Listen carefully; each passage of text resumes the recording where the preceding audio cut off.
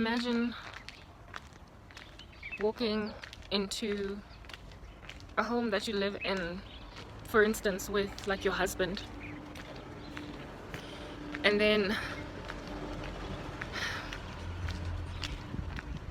one day your husband comes, no, one day you're home and you are looking for something in the drawer, the kitchen drawer, where you put spoons and forks and knives,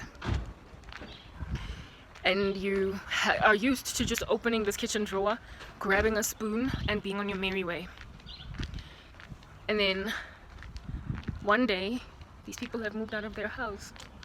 Their house is empty now. Anyway, one day you get home and you want to have pizza, so you want to grab a fork and a knife and you open that drawer in the kitchen. You know, second nature, you just open it without even looking, and then it gets stuck and you're like thinking, oh, it's broken. And then you realize that your husband has put a lock there and like went on right ahead to put the key in. I'm gonna turn around again and walk at like a tiny pace because I don't want to go too far from where I live. I just wanted space to talk where someone doesn't hear me. Anyway, yeah, so you find that your husband has locked there. What would be your first thought? This must be a mistake. Maybe he was experimenting with the drill. Maybe he lost his mind.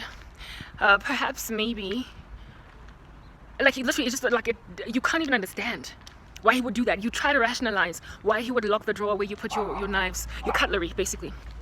You try with every bone in your body to rationalize around it.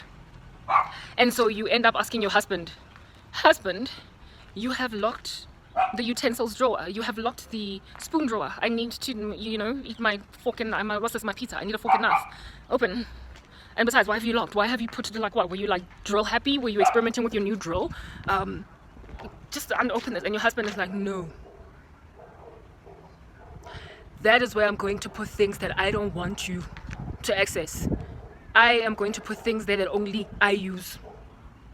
I am going to put my things there. That's why I put a lock. Because I just want to have a lock where I put things that belong just to me and that no one else can touch. He's your husband. And the strange thing as well is that is the utensils drawer. That is the kitchen utensils drawer. That is the fork and knife drawer. It's not the drawer for the gun. It's not. It doesn't hold. It's not a gun safe. It's not somewhere where you might find your irresponsible, unregenerate husband's pornography. Right? It is a drawer for general purposes, for general use in the house, and in there we put teaspoons and forks and knives and all different kinds of weird things, even a grater. What's this about? A potato peeler. Why in the world can I not access the potato peeler? And you have decided to like lock away the potato peeler? Are you serious? So essentially, what the husband is saying on that day is that only when you come to me must you ask for a spoon. Only when you come to me, Crankhead, the thing that I did with your coat is perfect. My strategy was perfect. I'm gonna do it again. I got yelled at for putting a bandage on the cat's wound, and it got better in just 24 hours with my strategy. I'm doing it again tonight. I'm coming for you, cat. I mean, look at that wound. Like, she keeps scratching it. That's the thing. She keeps scratching it. I don't know what to do. I can't take my cat to the vet. Like, these are my life restrictions. I can't even take my cat to the vet so that situation back there can get dealt with. Hey, stop scratching. Stop scratching. You see that gaping wound? It was so small at some point. I tried to put a cat collar on her. Hey, I think she entered into a fight with another cat, and now this like wound at the back, it just keeps spreading, and for the life of me, I don't know what to do because she just keeps going back at there. Like I sprayed wound spray. I took lots of counsel from everybody. Why don't you take it to the vet? That's the thing. I'm restricted. I cannot personally afford to take the cat to the vet. I've been told to wait and see what happens with the wound spray. No, it's gonna get so infected. that's the thing. I'm so worried. Like I don't know what to do with myself. It's like I wish I could pull my hair out. I try to put something to cover it so that like you know how when some animals wear like clothes, put something on it so it does not lick the wound, because the thing that happens is it gets dry and it looks like it's about to heal, and then I calm down and then she comes back and she's licked it right off again, and it's gonna look like that perpetually unless I find a way to get a collar on her so she cannot get to her coat and so lick.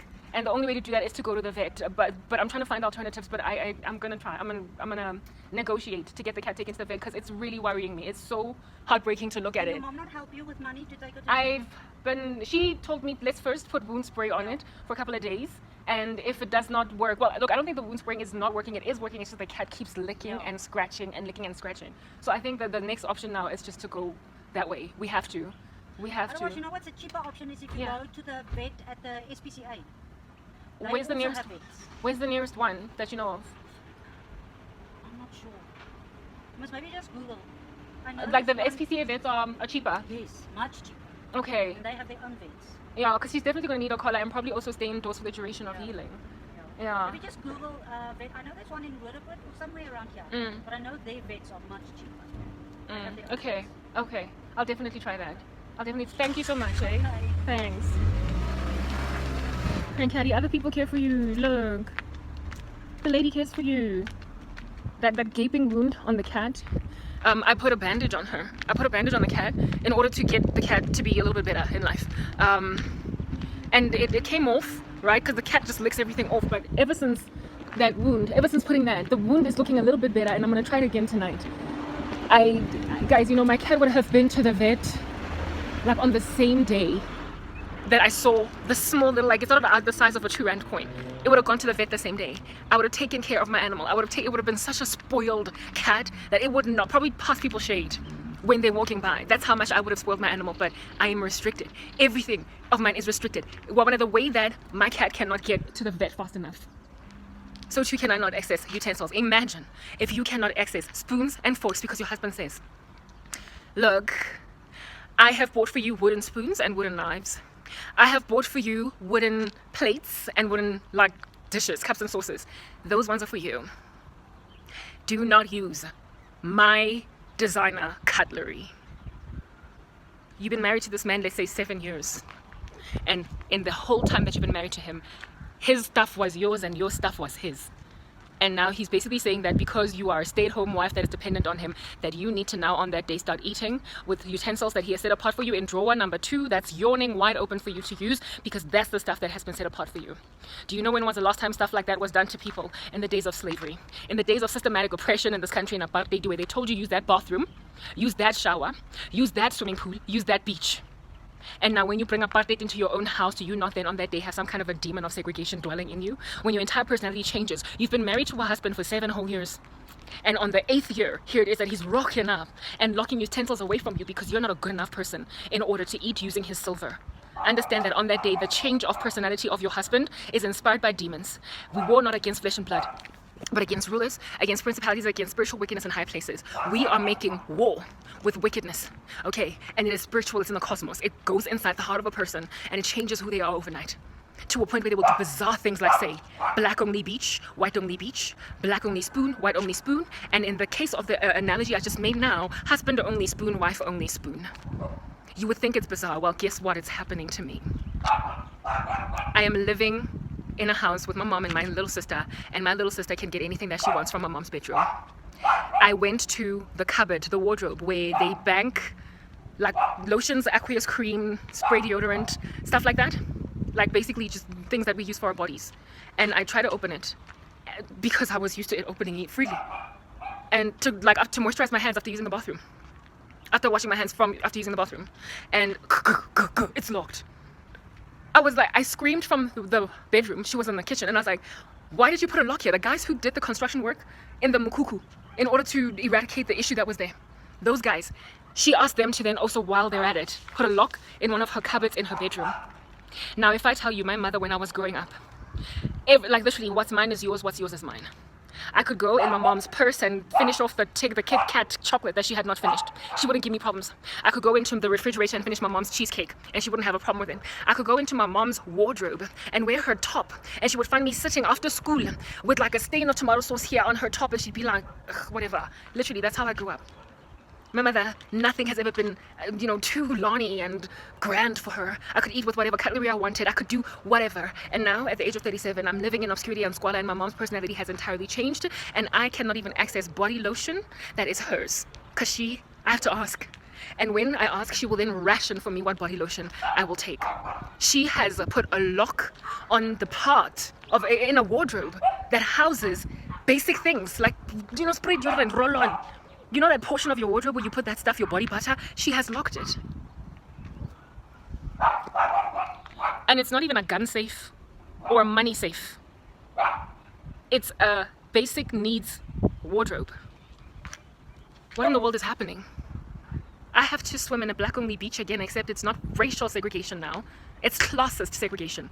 It's a mother treating her own child that she belongs to another social group altogether, to a point where Group Areas Act is telling me where to live, what to eat, where to go, where to sit my bum down in a toilet, and whether or not it flushes.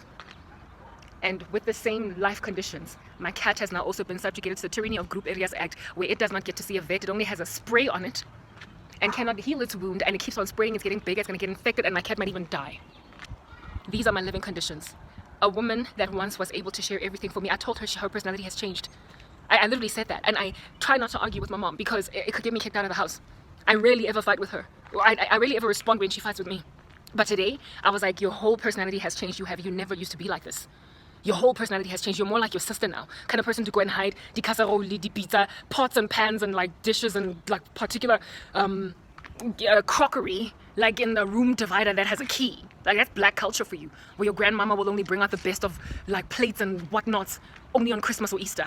But my mom we used to make jokes about it when I was growing up. I was like, hey, you know how black people, they will have like buy all this expensive crockery and cutlery and bury it away, and you will only see it 4 times a year. I don't understand that. If I buy crockery and cutlery, whether or not it's made of gold, you will eat from it every single day. You will eat your cereal with it. You will eat your like random whatever with the best of. That's just always been the way my mom is. We've never had locks on room dividers, on cabinets, on nothing in the house. We've never had that as an issue, and we always used to laugh about it. We used to crack up when we would talk about my aunt and how every like door in her house is locked because she's hiding something. And now my mother is my aunt, and you still don't think witchcraft exists. You still don't think spirits live. You still don't think that things that alter people's minds and moods and entire personalities exist. A person does not just do a 180 like that overnight. If your husband suddenly told you you can't use the spoons you've been using to eat all along, you either would imagine that he's gone crazy or he must be demon possessed. Because only devils can make people change that comprehensively. I hope you've been edified by this, guys. I hope I'm discouraging you from doing witchcraft. I was going to do a segment 2 where I was singing, but because I have done this one, I'm not going to sing. This will be the second part.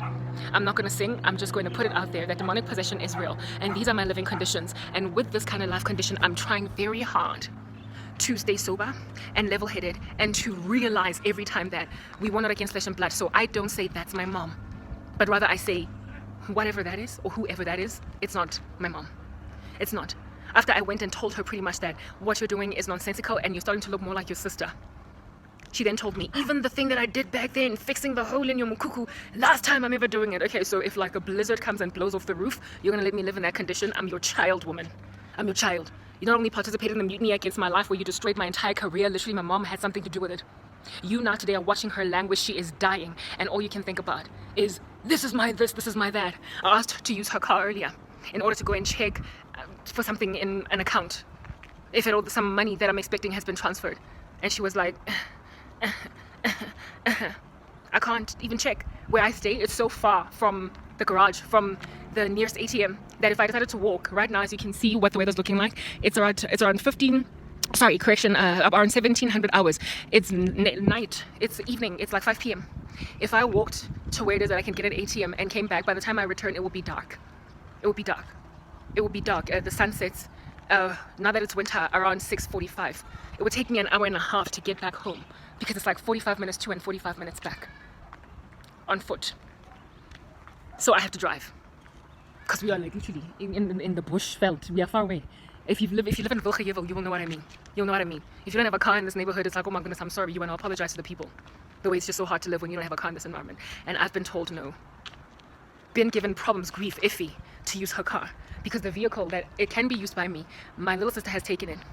And so because that car is the one that is driven around by her, she doesn't want me to use it when I've never crashed before, but maybe it has something to do with the fact that my driver's license is expired. My license disc is expired. Everything of mine has been expired. So if I got busted by the police driving around with no driver's license, maybe something might happen to her car, but somehow strangely she doesn't have a problem with me using the other vehicle. It's just classism, guys. Classism induced by devils. My mother, my own blood mother, she gave birth to me, biological, I am not adopted, is doing this to me. right in front of my siblings, right in front of my friends, family, right in front of neighbors. That woman that was talking to me is the one that lives right next door to us. She has witnessed some pretty horrific things over the years. She knows that people here know what's going on in my life, and they're doing zero. That's why I want to leave South Africa. I want to leave this nation more concerned about my cat than they are about me. My cat gets a wound on its back and people finally stop and talk to me about it. But I've had wounds for years and nobody's talking to me about my life and my sorrow.